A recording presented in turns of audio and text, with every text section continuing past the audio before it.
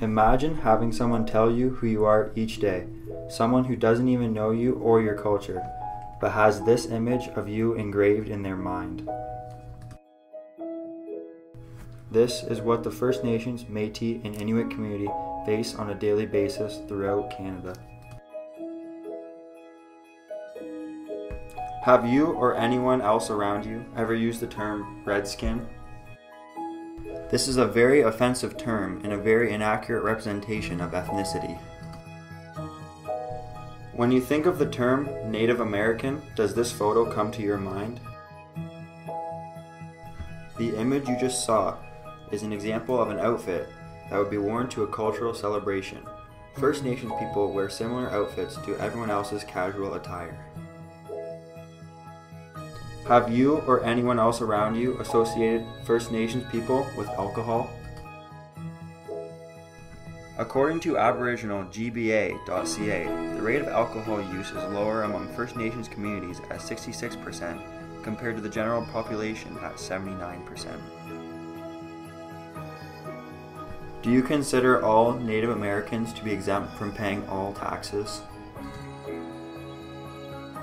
You only benefit from tax exemption if you work on reserve. In other words, if you work off reserve, you still pay taxes on all your income. Some stores give a break on one tax at checkout. These were promises or rights that were given in treaties. That means their ancestors gave something up for that right. Have you ever heard someone associate First Nations people as a whole with smoke shops? Not all First Nations businesses distribute cigarettes. There is more to the community than tobacco.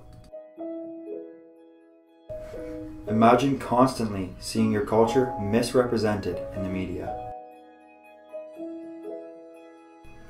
Jesse Wente, an Ojibwe man, the director of film programs with the Toronto International Film Festival Lightbox, and cultural commentator with CBC Radio, comments on the First Nations culture in films. Because I think it's historically used, the narrative of first contact and sort of what happened on this this land has been used by all sorts of storytellers as allegorical to all sorts of things. First Nations, Métis, and Inuit people also feel the impact of media through the news.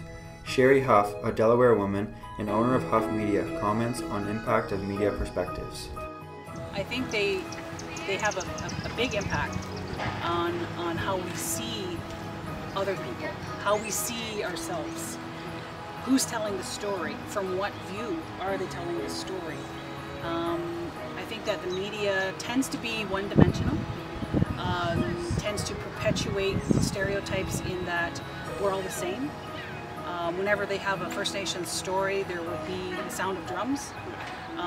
There would be, talking about our issues as if they're all the same, that we treat all the issues the same, and that they don't talk to us about, they don't refer to us as members of our own nations. Imagine having your culture used as a mascot for entertainment purposes.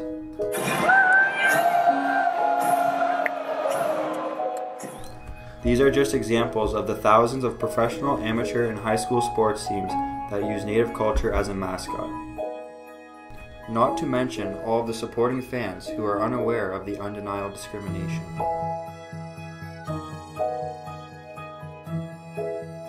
Jesse Wente also comments on the use of First Nations culture in professional sports and the effects of doing so. Because you only get something like a team named the Redskins if you as a society and a culture have deemed other people not equivalent, not worthy of consideration. There is more to the First Nations, Métis, and Inuit culture than what you hear from your friends, relatives, and neighbors. First Nations people deal with unrealistic stereotypes, cultural misrepresentation in the media, and the use of their ethnicity as entertainment for sporting events.